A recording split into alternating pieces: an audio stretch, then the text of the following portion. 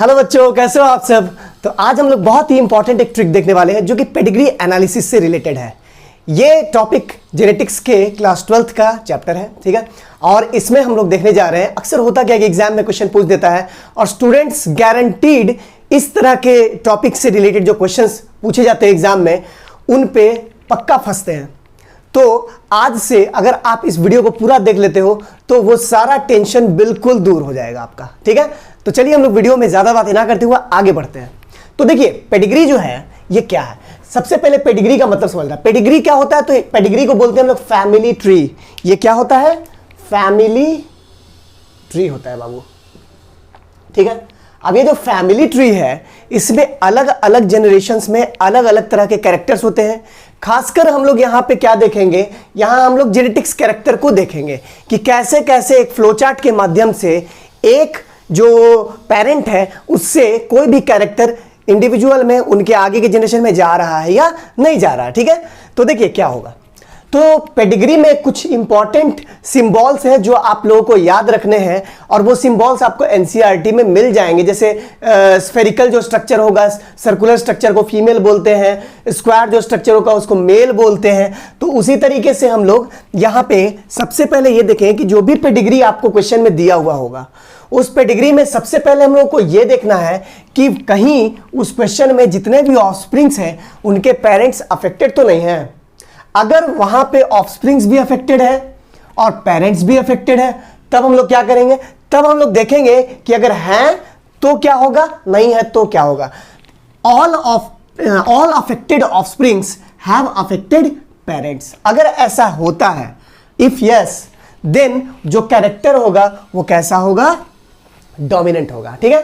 तो आपको यह देख लेना है सबसे पहले। अगर नहीं हुआ तो सिंपली हम लोग क्या मान के चलें कि वो कैरेक्टर जो है वो रेसेसिव है। अब डोमिनेंट कैरेक्टर, रेसेसिव कैरेक्टर क्या होता है आप लोग जानते हैं बहुत अच्छी तरीके से। नहीं जानते हैं तो कमेंट कीजिएगा, अगर जानते हैं तब भी उसका जो है कमेंट के अंदर आप डिस्क्रिप्शन में लिख दीजिएगा आप लोग कि क्या होता है क्या नहीं होता है, ठीक है।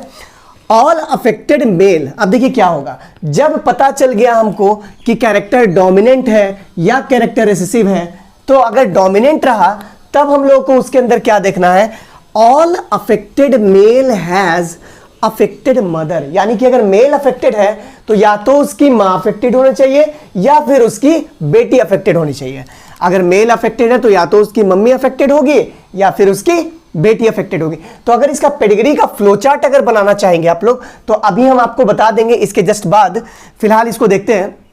तो अगर ऐसा हुआ, इस स्टेटमेंट को अगर फुलफिल कर रहा होगा वो क्वेश्चन, ठीक है, अगर हुआ तो जो डिजीज होगा वो कैसा हो जाएगा, एक्स लिंक्ड हो जाएगा। और अगर इसको फुलफिल नहीं कर रहा होगा तो कैसा हो जाएगा, ऑटोसोमल हो जाएगा। मतलब यह कि वो जो पर्टिकुलर डिजीज के लिए जो रिस्पॉन्सिबल जीन है वो एक्स लिंक्ड पे रहा, अगर होता है इस कैरेक्टर को फुलफिल करता है। तो नहीं हुआ तो एक्स और वाई को छोड़ दिया जाए तो ऑटोसोम्स जो रिमेनिंग 44 क्रोमोसोम्स है उन्हीं में से किसी ना किसी एक पे वो कैरेक्टर प्रेजेंट होगा। अब यहां देखते हैं, अगर रेसेसिव कैरेक्टर है मतलब ये कि अगर अफेक्टेड ऑफस्प्रिंग के फादर अफेक्टेड नहीं है ना ही उसकी मदर अफेक्टेड है, तब जो कैरेक्टर है वो रेसेसिव हुआ। और रेसेसिव को आगे सॉल्व करने का कंडीशन क्या है, ऑल अफेक्टेड फीमेल, जितने भी अफेक्टेड फीमेल है या तो उसके पापा अफेक्टेड होना चाहिए या फिर उसका बेटा अफेक्टेड होना चाहिए, ठीक है। All affected female has affected father and all of her sons are also affected. उसके पिताजी भी अफेक्टेड होने चाहिए, उसके बच्चे भी अफेक्टेड होने चाहिए। बच्चों में कौन, स्पेशली मेल सन जो है वो। तो सिंपली आपको यही याद रखना है, अगर इस स्टेटमेंट को फुलफिल किया तो वो क्या होगा, एक्स लिंक्ड कैरेक्टर होगा। अगर फुलफिल नहीं कर रहा है तो वो कैसा होगा, ऑटोसोमल होगा। एनसीईआरटी पेज नंबर 88 में 2 क्वेश्चंस दिए हुए हैं और उसी क्वेश्चंस को हम लोग यहां पे सॉल्व करने का कोशिश करेंगे, ठीक है। तो क्वेश्चन कुछ इस तरीके से है, एग्जाम में ऐसा ऐसा क्वेश्चन देता रहता है तो आपको वो स्टेटमेंट पक्का याद होना चाहिए, ठीक है। तो ये कुछ इस तरीके से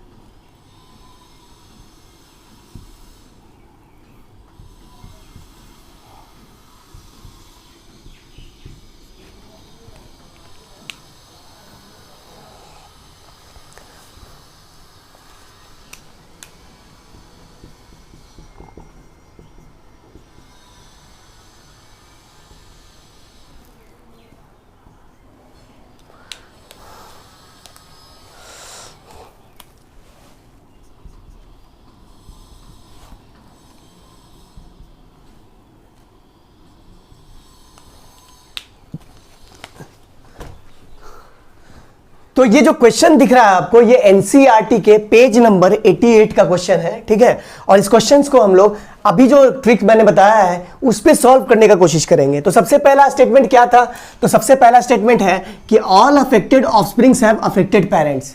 जितने भी अफेक्टेड ऑफस्प्रिंग्स यहां पे दिए हुए हैं उनके पेरेंट्स अफेक्टेड है कि नहीं है। तो ये ऑफस्प्रिंग है तो इसके पेरेंट अफेक्टेड है, ये भी ऑफस्प्रिंग है इसके पेरेंट अफेक्टेड है, ये भी ऑफस्प्रिंग अफेक्टेड है तो इसके भी पेरेंट अफेक्टेड है। इसका मतलब ये तो तय हो गया कि डिजीज कैसा होगा, ये डिजीज होगा डोमिनेंट। अगर डोमिनेंट डिजीज हुआ तो यहां पे एक स्टेटमेंट हम लोग देखे थे कि अगर मेल अफेक्टेड है तो उसकी मदर को अफेक्टेड होना चाहिए या फिर उसकी बेटी को अफेक्टेड होना चाहिए। तो मेल यहां पे अफेक्टेड है, तो इस क्वेश्चन का पहला जो स्टेटमेंट था वो तो हम लोग सेटिस्फाई कर दिए। अब हम लोग को दूसरा स्टेटमेंट भी सेटिस्फाई करना होगा कि जो दिया हुआ था ट्रिक में कि मेल अगर अफेक्टेड होगा तो उसकी मदर अफेक्टेड होगी या फिर उसकी बेटी अफेक्टेड होगी। यहां पे हम लोग क्या देख रहे हैं कि यहां मेल अफेक्टेड है तो उसकी मदर तो अफेक्टेड है, ठीक है, लेकिन ये कंडीशन भी आपको सेटिस्फाई करना है यहां पे, ठीक है। देखिए यहां पे फीमेल अफेक्टेड है तो उसकी बेटी अफेक्टेड हो गई। इसका मतलब क्या हुआ, ये हर जगह पे उस इक्वेशन को सेटिस्फाई नहीं कर रहा है, इसीलिए ये बीमारी कैसा हो जाएगा, तो ये बीमारी हो जाएगा ऑटोसोमल डोमिनेंट। याद रखना है आपको, हर एक स्टेज में, हर एक जनरेशन में, ये है जनरेशन 1, ये है जनरेशन 2, ये है जनरेशन 3 और ये है जनरेशन 4।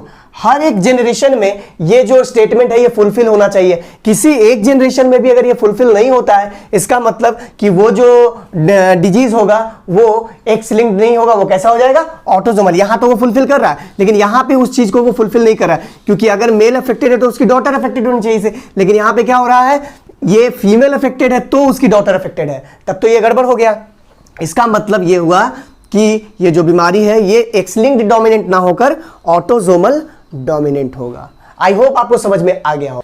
अगला जो क्वेश्चन है वो कुछ इस तरीके से है, ये है जनरेशन 1, ये है जनरेशन 2 और ये है जनरेशन 3, ठीक है। तो फिर से हम लोग वही काम करेंगे, पहला स्टेटमेंट को सबसे पहले फुलफिल कराने का कोशिश करेंगे।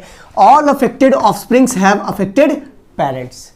अगर ऐसा हुआ तो बीमारी कैसा होगा, डोमिनेंट होगा या रिसेसिव होगा, बीमारी डोमिनेंट होगा या रिसेसिव होगा, आप लोग बता सकते हैं। वो बीमारी कैसा होगा, अगर वो फुलफिल करता है तो डोमिनेंट, नहीं करता है तो रिसेसिव, ठीक है। तो यहां हम लोग देख रहे हैं क्या कि ये अफेक्टेड है लेकिन इसके पेरेंट अफेक्टेड नहीं है, ये दोनों भी अफेक्टेड है लेकिन इसके पेरेंट अफेक्टेड नहीं है। तो बीमारी कैसा हो गया, ये बीमारी हो गया रिसेसिव। ये तो पता चल गया हम लोगों को कि ये बीमारी रेसेसिव है। अब अगर रेसेसिव है तो रेसेसिव वाला स्टेटमेंट हम लोग लगाएंगे, और रेसेसिव वाला स्टेटमेंट क्या था कि अगर फीमेल अफेक्टेड होती है तो उसके फादर अफेक्टेड होंगे या फिर उसका सन अफेक्टेड होगा। तो हम लोग देखते हैं, फीमेल अफेक्टेड है, यहां पे इस स्टेटमेंट में हम लोग देख रहे हैं क्या कि यहां पे मेल अफेक्टेड है लेकिन इसके पेरेंट अफेक्टेड नहीं है, ठीक है। यहां भी मेल अफेक्टेड है, इसके पेरेंट अफेक्टेड नहीं है। मतलब ये हो गया कि ये उस इक्वेशन को सेटिस्फाई नहीं कर रहा है, क्योंकि यहां फीमेल अफेक्टेड है लेकिन यहां कोई अफेक्टेड नहीं है, मतलब कि ये उस स्टेटमेंट को फुल्ली रिप्रेजेंट नहीं कर रहा है। इसका मतलब ये बीमारी कैसा हो जाएगा, ये बीमारी हो जाएगा ऑटोसोमल रिसेसिव। तो अगर आपको ये ट्रिक समझ में आया है और आपको अच्छा लगता है तो आप इस वीडियो को लाइक कीजिएगा, चैनल पे नए हैं तो इसको सब्सक्राइब कीजिएगा। मिलते हैं हम लोग नेक्स्ट क्लास में, नेक्स्ट वीडियो में। तब तक के लिए अपना ध्यान रखिए और मन लगाकर पढ़ते रहिए।